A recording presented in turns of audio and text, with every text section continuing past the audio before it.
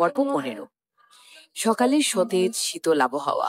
শীতকাল আসতে এখনো দেরি, অথচ হালকা কুয়াশায় চারপাশের পরিবেশ যেন তরতাজা হয়ে উঠেছে। সে কাক ডাকা ভোরে ঘুম থেকে চারু উঠে পড়েছে।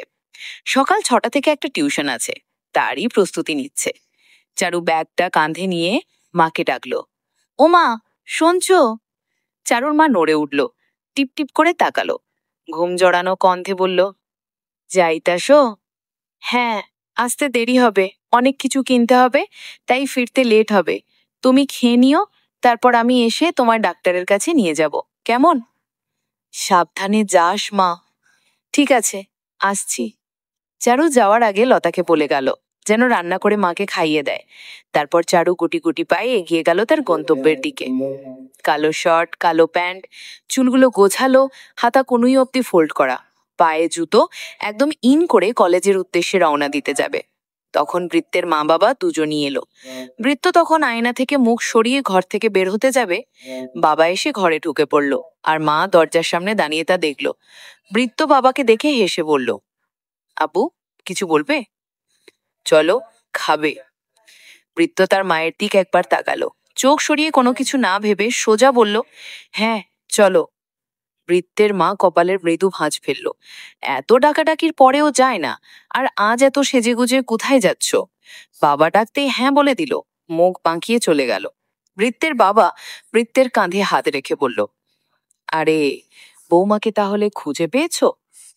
বৃত্ত ঘাড় ঘুমিয়ে তাকালো, মেকি সুরে বলল, তুমি কি করে বুঝলে?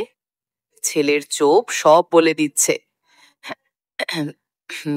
মাথা চুলকে হেসে বলল, ইয়ে মানে, আরে চলো, কিছু বলতে হবে না, এবার বাড়িতে আনলে একদম বিয়ে করে আনবে। ঠিক আছে আপু। বেশ হাসি মুখে বাবার সাথে গল্প করতে করতে খাওয়া শেষ করে উঠল, কলেজের জন্য বের হলো। একটু হেঁটে গিয়ে সামনে একটা গাড়ি থামিয়ে উঠতে যাবে, তখন বেশ কিছুটা দূরে চারুর মতো দেখতে কাউকে নজরে এলো। গাড়ি ছেড়ে দিল। 2 হাত ভর্তি বাজার নিয়ে হেঁটে যাচ্ছি অন্য পাশ দিয়ে। বৃত্ত মৃদু হেসে সেদিকে পা বাড়ালো। ঘড়ির কাঁটার তখন 9টা ছুঁই ছুঁই, সেদিকে তার খেয়াল নেই। চারু কোন দিক না তাকিয়ে যাচ্ছে। পেছন পেছন কাউ যেন ফলো করছিল এমন মনোভাব নিয়ে পেছন ফেরলো, কাউকে নজরে এলো না। সামনে ঘুরতেই ও মা বলে চিৎকার দিয়ে উঠে দাঁড়ালো। বৃত্ত দাঁড়িয়ে আছে। বৃদ্ধ হাসলো, একটু চারুর দিক ঝুঁকে বলল, ভয় পেয়েছো? চারু একটু পেছন দিকে মাথাটা ঝুঁকিয়ে বলল, আপনার এই স্বভাবটা বড্ড অসহ্যকর, যখন তখন সামনে এসে দাঁড়ান। বৃত্ত এবার সোজা হয়ে দাঁড়িয়ে বলল, তার মানে ভয় পেয়েছো? হাতটা এগিয়ে দিয়ে বলল, নাও, ছুঁয়ে দাও। চারু ছুলো না, উল্টে প্রশ্ন করলো, আপনি এখানে কেন? বৃত্ত হাত ঘুরিয়ে তার প্যান্টের পকেটে হাত গুজে বলল, তোমায় দেখতে এলাম। চারু এদিক ওদিক আর চোখে তাকালো, দাড়ি ঘুরি করে বলল, সরুন, সামনে থেকে যেতে দিন। বৃত্ত চারুর হাত থেকে বাজারের ব্যাগটা হাতে নিয়ে নিল, বলল, চলো একসাথেই যাই। চারু বাজারের ব্যাগটা কেড়ে নিয়ে বলল, আমার হেল্প লাগবে না, আপনি আপনার কাজে যান। পাশ কেটে চারু চলল। বৃত্ত ঘুরে চেঁচিয়ে ডাকলো, চারু, শুনছো? চারু দাঁড়িয়ে গেল, ঘাড় ঘুরিয়ে পেছন তাকালো। বৃত্ত ঠোঁট এলিয়ে হেসে বলল, দেখা হবে, চিন্তা করো না।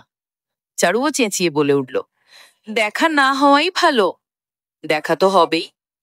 চারু গম্ভীর নিঃশ্বাস নিয়ে ফের হাঁটা ধরল। বৃত্ত হেসে ঘড়িটার দিকে তাকালো, তখন 9টা 30 বাজে। কপালে বিকট চিন্তা ফেলে একটা গাড়ি ধরল। এখন দুপুর। চারু তার মাকে নিয়ে ডাক্তারের কাছে গেল।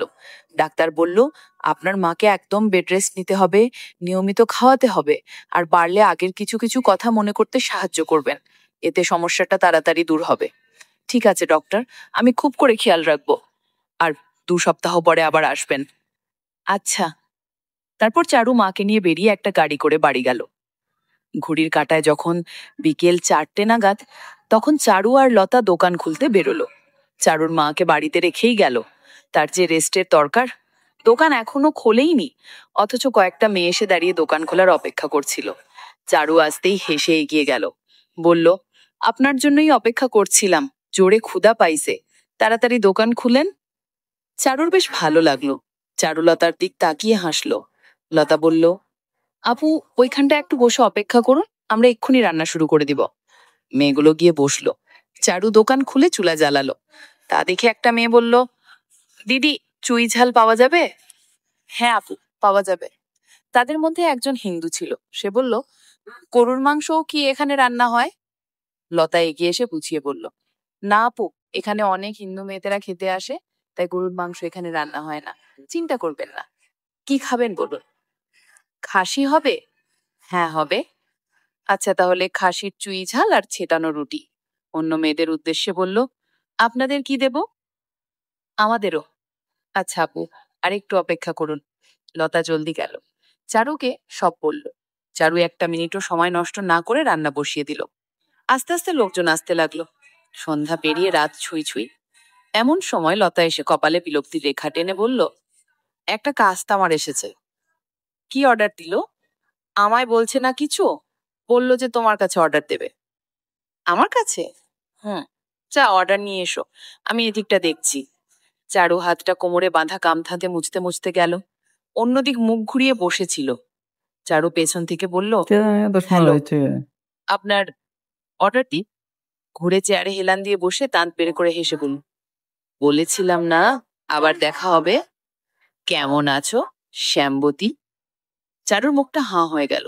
চোখ বার কয়েকবার ফেলে বলল, আপনি এখানে কি করছেন? ওমা, এটা আবার কেমন কথা? ক্ষুধা পেয়েছে খেতে এলাম। এখানে আপনার খাবার মতো কিছুই নেই, বাড়ি যান। চারু চলে যেতেই নিলেই বৃত্ত একটু জোরে করে বলতে লাগলো, কাস্টমারের সাথে এমন বেগোছালো ভাবে কথা বলো। চারু দাঁতে দাঁত চেপে ঘুরে তাকালো, এদিক ওদিক তাকালো। সবাই তার দিকে তাকিয়েছে দেখে দাঁতে দাঁত চেপে হেসে বৃত্তের দিক এগিয়ে গিয়ে ওইভাবেই মুখে হাসি টেনে বলল, কি খাবেন স্যার বলুন?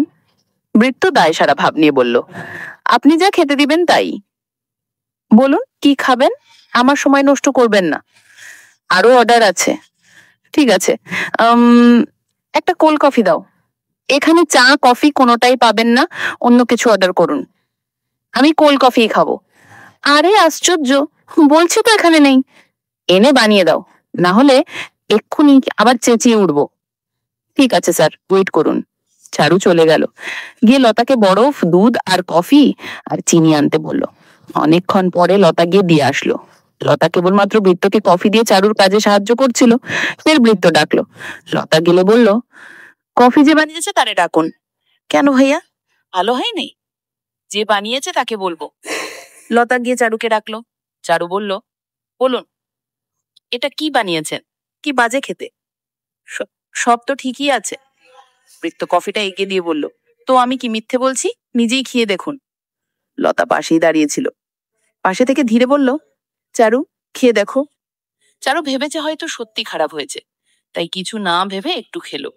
কিছু বলার আগেই বৃত্ত উঠে চারুর হাত থেকে কেড়ে খেতে খেতে বলল, এবার ঠিক আছে। বৃত্ত স্বাভাবিকভাবে খেতে লাগলো। এমন ব্যাপার স্যাপার দেখে চারু ঘপ করে লতার দিক তাকালো। লতা ভ্রু কুচকে তাকিয়ে আছে দেখে চারু হেসে লতাকে সরিয়ে নিয়ে গেল। লতা অনেক প্রশ্ন করছিল, তাই চারু বাধ্য হয়ে বলে দিল যে বৃত্ত তাকে পছন্দ করে। লতা তার স্বাভাবিকভাবে মেনে নিল। রাত 10:30 বাজতে বাজতে ভাব বৃত্ত এখনো বসে আছে। চারুর একটু পরে দোকান বন্ধ করবে, তাই চারু এসে বলল, এখনো বসে আছেন? হুম, একটু কথা বলবো, বসবে? এক্ষুনি বাড়ি না ফিরলে আটকা পড়ে যাবেন। একটু কথা বলবো, বসো না চারু।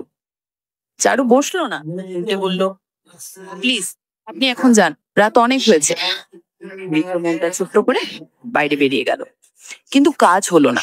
বেশি দূরে হয়তো যেতেও পারেনি। জোরে ঝেঁকে বৃষ্টি পড়তে শুরু করলো। লতা তখন চারুকে দোকান থেকে বলল, চারু। তখন চারু দোকানে সব গুছিয়ে রাখছিল। ভিজে যাবে না? চারু চট করে বৃষ্টির দিক তাকালো, তারপর চোখ সরিয়ে লতার দিক তাকিয়ে বলল, তাতে আমার কি? তোমার আবার কি? আমার অনেক কিছু।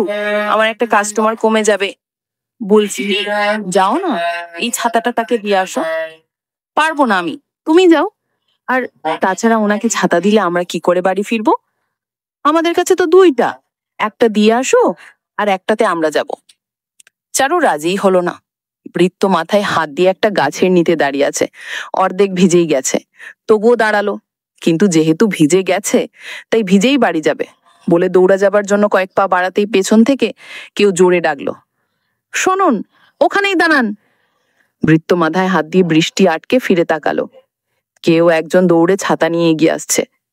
কাছাকাছি আসতেই বৃত্ত বুঝতে পারলো, চিনতে পারলো। কেউ একজন ছাতা নিয়ে বৃত্তের মাথার উপর ধরলো। বৃত্তের